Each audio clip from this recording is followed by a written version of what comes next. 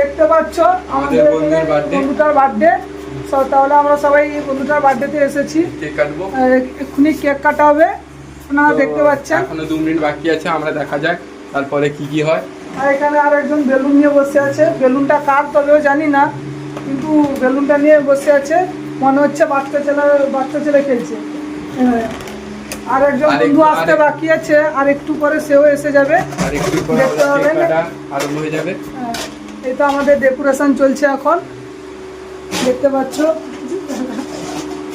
দেখো এই যে ছেলেটা দাঁড়িয়ে আছে, এখন লুকিয়ে বলছে, শুধু মুখটাও দেখাচ্ছে না, ভালো করে মুখটা দেখা, গাইসটাকে হাই বলে দে।